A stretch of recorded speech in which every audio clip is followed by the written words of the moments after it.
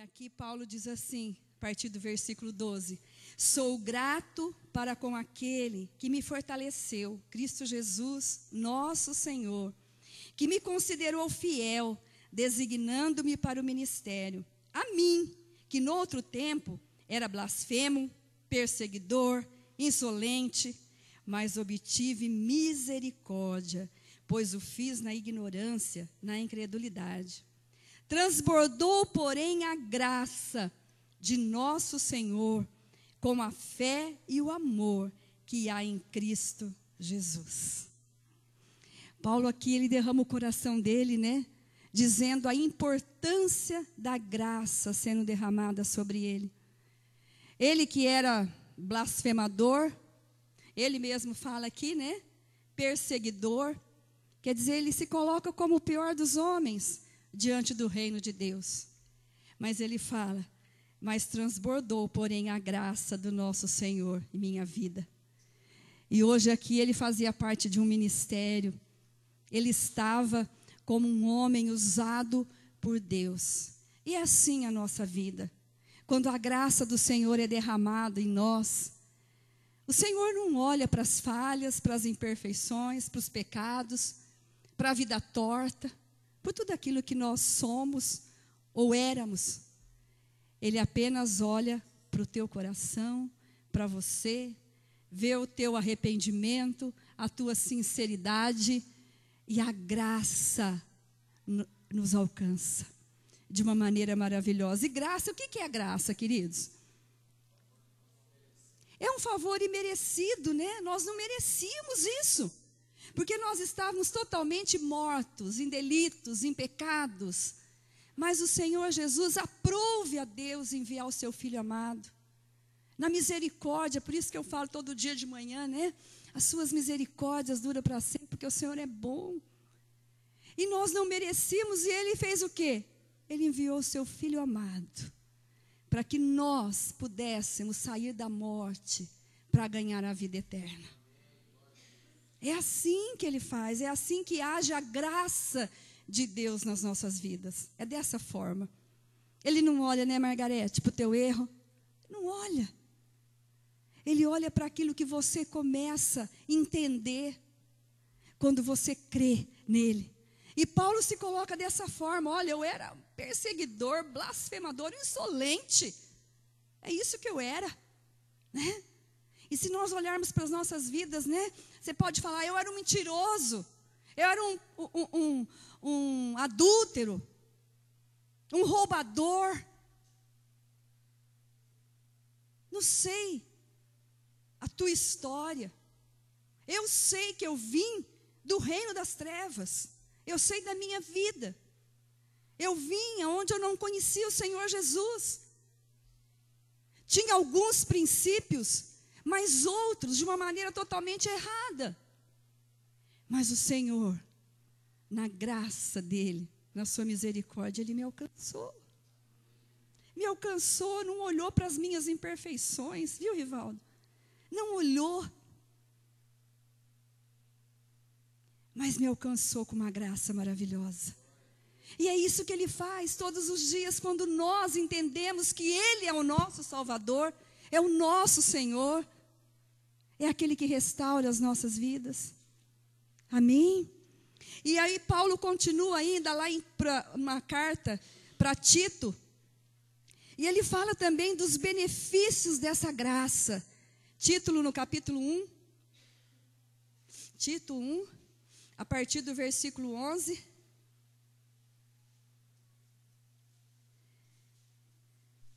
Ele fala assim: porquanto a graça de Deus se manifestou salvadora a todos os homens. A todos. Essa graça se manifestou de uma maneira salvadora para alcançar todos. Fala comigo, todos os homens. O assassino, fala comigo, o assassino, o ladrão, o estuprador, o mentiroso, o adúltero, o viciado. Fala: a graça de Deus alcança a todos. Amém?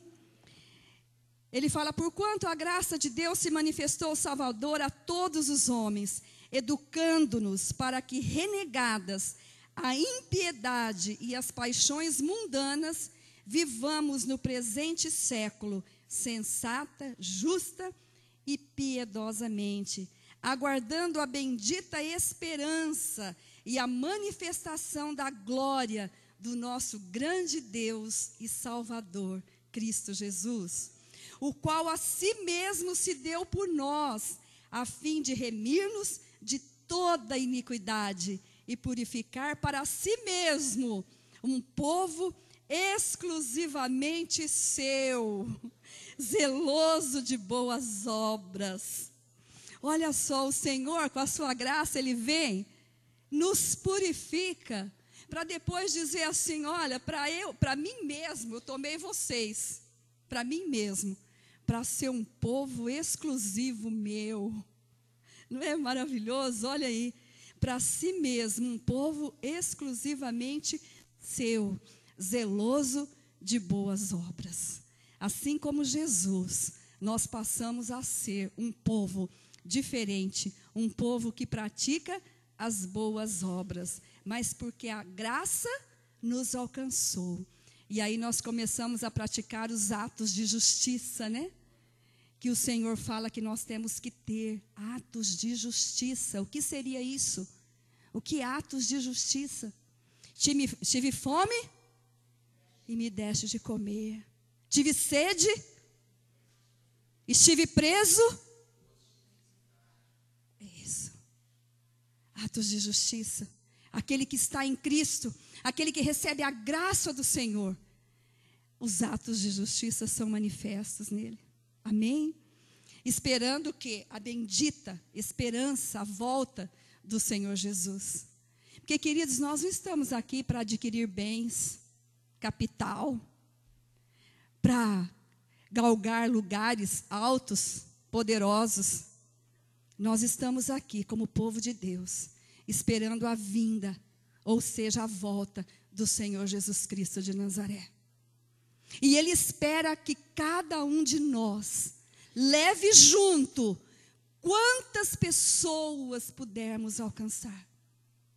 É isso que o Senhor espera de nós. Amém? Então, querido, tudo que você tem hoje, aquilo que você já conquistou, o Senhor te dá de uma maneira graciosa, porque Ele supre as nossas necessidades. Não é assim? Buscai primeiro o reino de Deus e a sua justiça, as demais coisas vos serão acrescentadas. Então, Ele é aquele Deus que supre, porque Ele é o dono do ouro e da prata. Você não precisa correr atrás, você precisa se posicionar na obediência de Deus, porque Ele suprirá todas as coisas. Amém? O que nós temos que ter a certeza, que nós não somos deste mundo. Nós não somos deste mundo. Eu contei para vocês uma historinha já uma vez aqui, né? Mas vou contar de novo, porque tem um pessoal aqui que está aqui pela primeira vez. É uma senhora, uma velhinha, uma bênção de mulher, uma mulher de Deus, a vovó Dalila. Quem conheceu aqui a vovó Dalila? Nosso tempo só, viu bem. Ela era não sei se ela está viva hoje, ela era da presbiteriana, e ela era uma professora maravilhosa na escola dominical, e uma vez ela veio fazer um seminário, e ela contou para nós uma experiência que ela teve de não ser deste mundo. Né? E ela estava falando que nós não somos deste mundo, e ela falou que uma vez ela foi assaltada. Veio um ladrão e tentou tirar a bolsa dela, e ela olhou para ele e falou assim: eu não sou deste mundo. O ladrão olhou e largou a bolsa tudo e foi embora. Então, é bem por aí, né? Nós não somos deste mundo, né? Nós participamos de um reino maravilhoso, um reino da luz. E nós temos que nos posicionar assim. Então, quando alguém falar que você é meio doido, fala: eu não sou deste mundo mesmo. Eu não agrado a esse mundo, eu agrado a Deus. É assim que funciona, né? Nós não somos, nós somos diferentes. Fala aqui que nós somos um povo separado. Mas nós precisamos fazer o quê? Porque nós somos separados, então eu vou ficar longe ali? o Senhor fala que Ele não nos tira do mundo, mas Ele nos livra do mal. Então nós não somos deste mundo. Fala comigo, eu não sou deste mundo, mas estou neste mundo para levar a graça do Senhor Jesus. Amém? Nós somos sal, nós somos luz. Então aonde estivermos, nós vamos ser diferente, algo vai acontecer. Já aconteceu com você de chegar em algum lugar e a pessoa falar assim: ai, que gostoso, você traz uma paz. Já não aconteceu com vocês? Amém, gente? Porque se não aconteceu, alguma coisa está errada, hein? Não é? Porque a gente leva, quem está conosco? Quem a gente leva quando entra em algum lugar? Espírito Santo. E a gente entra com Ele e as pessoas sentem a diferença. O que é que está acontecendo? Tem algo em você. E tem mesmo, né? Tem um pedacinho de Deus habitando em você, né? Glória a Deus por isso. E lá em Hebreus, o salmista, vou pegar o Salmo 63. Vamos voltar lá. No Salmo 63, no versículo 3a, Davi, quando estava buscando a Deus no deserto, ele fala assim, olha que maravilhoso: porque a tua graça é melhor do que a vida. Ele estava lá no deserto, buscando ao Senhor, e ele fala: a tua graça é melhor do que a vida. O que ele quis dizer com isso? Se você continuar lendo o Salmo 63 aí, você vai ver que ele fala: os meus lábios te louvam, né? Como no 5, como da banha de gordura farta-se a minha alma, e com júbilo nos lábios a minha boca te louva. E aí ele continua falando o porquê, porque ele sentia, Davi sentiu que era a graça de Deus sendo derramada na vida dele.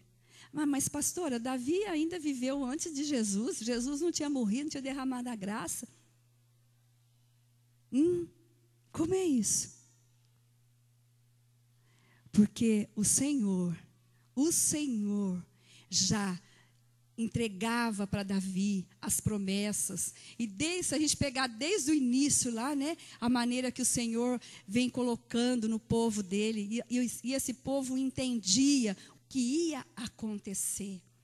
Ele entendia que a graça seria derramada através de Cristo Jesus.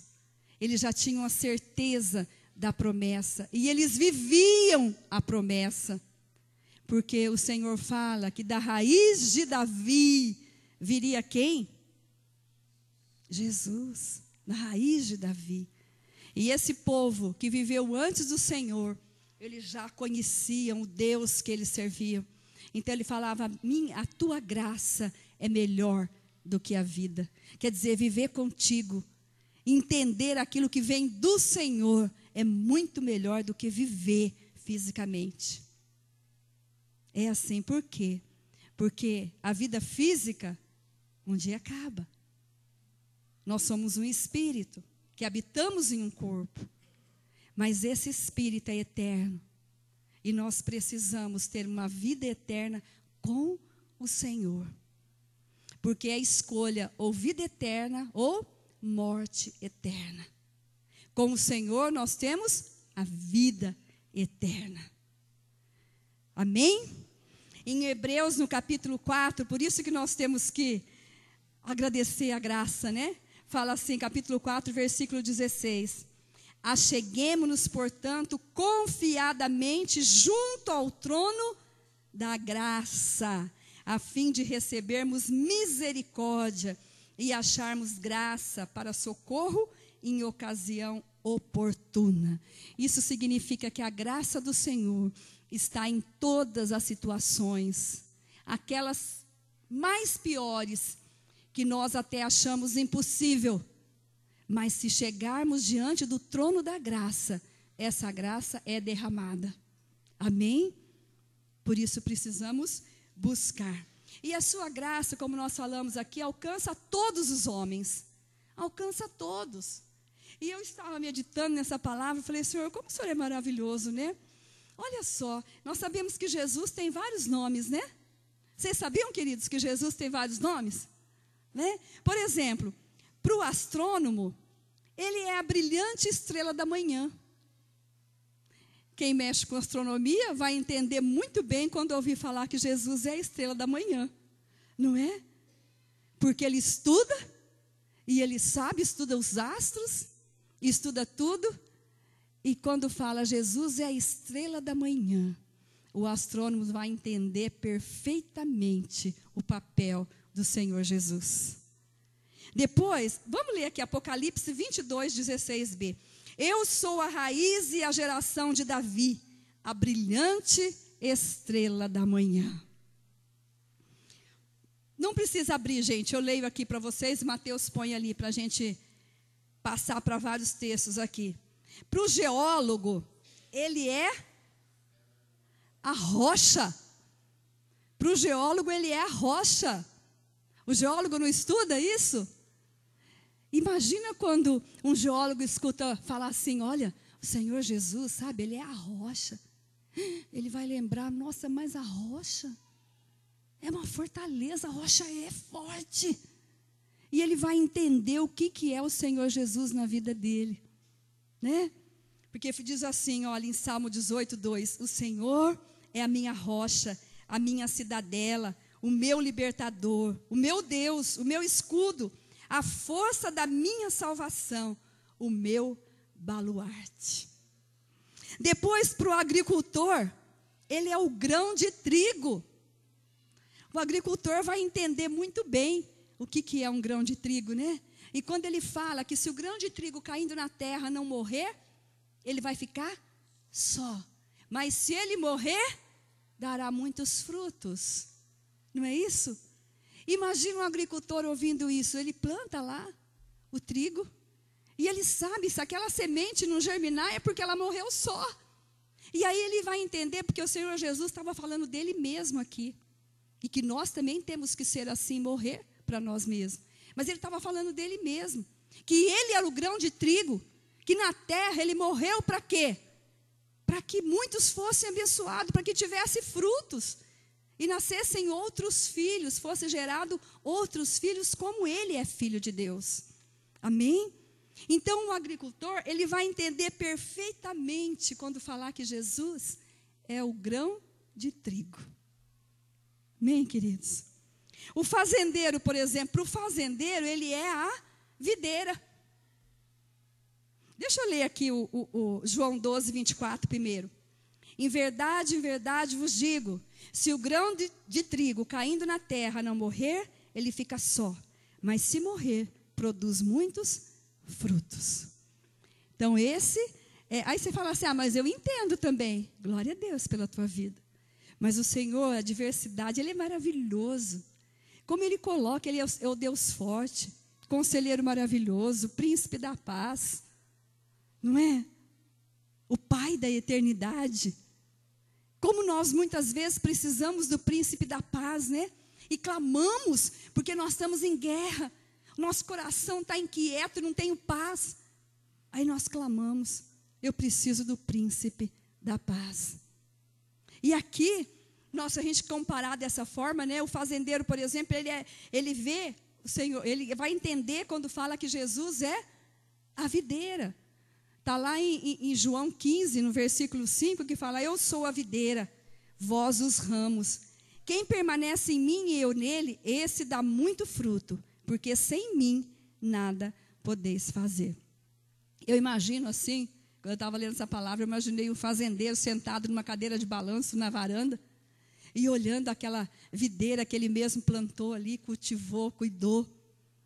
E aí, ele ouve falar, o Senhor Jesus é a videira, e você é o ramo.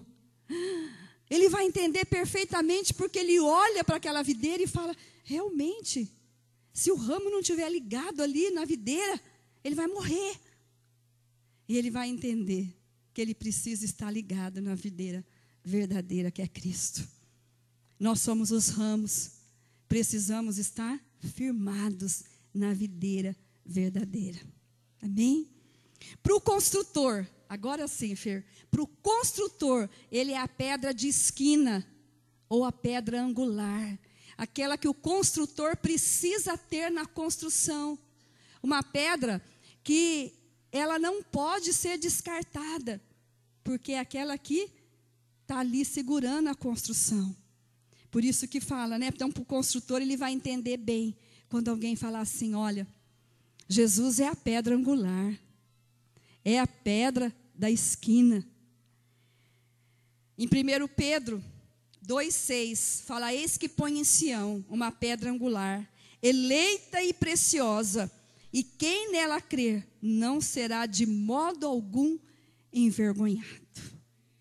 Imagina um construtor ouvindo isso, né? Será que ele vai entender o que é Jesus na vida dele?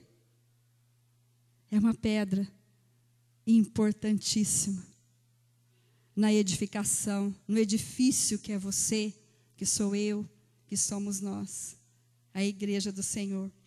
E para o carpinteiro? Para o carpinteiro, o Senhor Jesus é a porta. Está lá em João 10:9. Eu sou a porta. Quem entrar por mim será salvo. Entrará, sairá e encontrará pastagem. Então, para o carpinteiro que entende muito bem de porta, muito bem como trabalhar numa madeira, ele olha, mas Jesus é a porta. E ele faz porta estreita, ele faz porta larga. Ele vai entender perfeitamente o que significa a porta, que é o Senhor Jesus. Então o Senhor alcança a todos. Não tem aquele que vai poder dizer assim, olha, eu não aceitei Jesus porque eu não entendi, eu não sei. O Senhor veio em todas as linguagens, para todas as raças, para todos os povos. Amém? Para o marinheiro, está lá em Mateus 8:27, ele é o refúgio contra a tempestade. Quando Jesus acalma aquela tempestade, o pessoal fala assim, né? E a Bíblia diz que eles falam, e maravilharam-se os homens, dizendo, quem é este que até os ventos e o mar lhe obedecem? Imagina um marinheiro que conhece o mar, sabe dos perigos, sabe da beleza, da grandeza, mas também sabe dos riscos que corre no mar. E aí ele entender, né, que Jesus é o refúgio contra toda a tempestade, contra todo o perigo que há no mar, e que até o mar o obedece. Ele vai entender o poder que age através de Cristo. Para o eletricista, o que ele é, hein? Quem sabe? Está em João 8:12. Para o eletricista mexe com o quê? Energia, com a luz? Então, para o eletricista, ele vai entender bem quando falar Jesus é a luz do mundo. Porque o eletricista, quando ele está mexendo e vai, e liga um fiozinho ali, liga um fiozinho aqui, e às vezes a luz não acende, demora, né? Mas a hora que acende, para ele é uma satisfação, né? Ver aquilo que está aceso. Aí quando alguém disser para ele assim, olha, Jesus é a luz do mundo, ele vai entender perfeitamente o que a luz faz na vida do homem, o que a luz faz na nossa vida, né? Aí para o eletricista. Depois para o professor. Não, deixa eu ler o texto aqui. João 8:12. Eu sou a luz do mundo. Quem me segue não andará nas trevas, pelo contrário, terá a luz da vida. Eu sou a luz. Então, vocês imaginam, né? Como é maravilhoso a gente ver tantos nomes do Senhor aqui. Tem muito mais, né? Eu pus alguns só. Para o professor, o que ele é? O que Jesus é? Mestre dos mestres, né? Lá em João 13:13, ele diz assim, vós me chamais mestre e o Senhor, mestre e o Senhor, e dizeis bem, porque eu o sou. O professor vai entender perfeitamente quando falar, olha, Jesus é o mestre dos mestres. Ele vai entender que ele tem o melhor ensino. Eu tenho. Se ele é o mestre dos mestres, ele é o meu mestre. Então ele vai me ensinar muita coisa. Ele vai me trazer a direção de muita coisa, né? Depois para o enfermo. Está lá em Isaías 53:4. O que é para o enfermo, Senhor Jesus? Médico dos médicos. Quantos aqui já visitaram um doente no hospital e deve ter dito assim, né? Olha, não se preocupa com o diagnóstico do médico aqui, físico, né? Porque nós temos o médico dos médicos. Você já não falou isso para o enfermo? A gente vive falando, né? Não aceita esse diagnóstico. Primeiro você vai ouvir o diagnóstico do médico dos médicos. E o enfermo, ele fica confortado. Ele fica na esperança disso. Está lá em Isaías 53:4. Certamente ele tomou sobre si as nossas enfermidades. Levou sobre si todas as nossas dores. Amém, queridos? E para o moribundo, o que ele é? Está lá em João 11:25. A pessoa está morrendo. E você, às vezes, não sei se você já deparou com uma pessoa que está no estado terminal. E você precisa dizer para ela, olha, a morte não acaba. Tua vida não acabou aqui. Não é com a morte. E aí vem o Jesus, né? Eu sou a ressurreição e a vida. Quem crê em mim, ainda que morra, viverá. Então, para aquele que está no estado terminal, ele é a ressurreição e a vida. Ele é a ressurreição e a vida. Levarmos essa esperança do Senhor para cada um deles. Vocês entenderam os nomes do Senhor Jesus? Olha que coisa maravilhosa, né? Aí, se você for pegar ainda, ele é o Rei dos Reis. Ele é o Senhor dos Senhores. Ele é o sumo sacerdote. Ele é aquele que abriu o novo e vivo caminho. E quantas vezes nós precisamos entender isso? E às vezes você vai pregar para alguém, você vai falar para um eletricista, você vai falar o que para ele? Jesus é a luz do mundo. Né? Você vai pregar ali para um enfermo, você vai falar o quê? Jesus levou todas as nossas enfermidades. E assim por diante. Você tem, aí as pessoas muitas vezes falam assim, mas eu não sei falar. Não, você não precisa saber falar. Você só vê aqui o que o Senhor está dizendo que Ele é. E fala, o Senhor é. Ele fez isso na minha vida. Olha, eu precisei um dia do príncipe da paz, porque eu estava com o coração terrível. Não tinha paz, não dormia à noite. Mas eu clamei pelo príncipe da paz. E assim, olha, eu estava sem direção, não conhecia o caminho. Mas aí eu clamei pelo sumo sacerdote, aquele que me levou, me deu livre acesso a um novo e vivo caminho. E assim por diante. Eu estava fraca, como eu estava fraco. E aí eu clamei ao Deus forte que me fortalecesse. A minha casa estava construída sobre areia, mas aí eu entendi que Jesus era a rocha. E eu mudei, tirei a minha casa da areia, construí na rocha. E assim por diante. É assim que você edifica a sua vida e edifica outras pessoas. Então hoje você conhece, né? Vários nomes do Senhor Jesus, né? Tem muitos ainda que nós poderíamos estar citando aqui. O leão da tribo de Judá, né?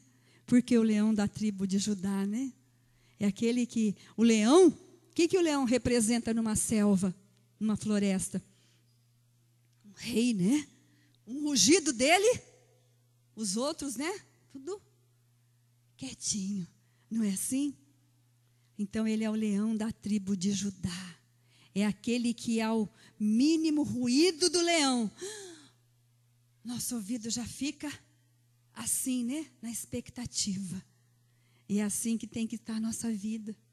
Eu estou ouvindo o leão da tribo de Judá. Ele quer me direcionar. Ele quer me ensinar algo. E aí eu clamo também, às vezes você não tem, você precisa de um conselho. Você está sem saber o que fazer, a tua decisão. O que eu vou decidir sobre isso? Aí você lembra, opa, eu tenho um conselheiro maravilhoso. E aí ele vai lá para o conselheiro maravilhoso. E ele vai te dar a direção, te dar o conselho. Amém, queridos? Eu queria que você fechasse seus olhos. E eu quero perguntar para você hoje, o que é Jesus para você?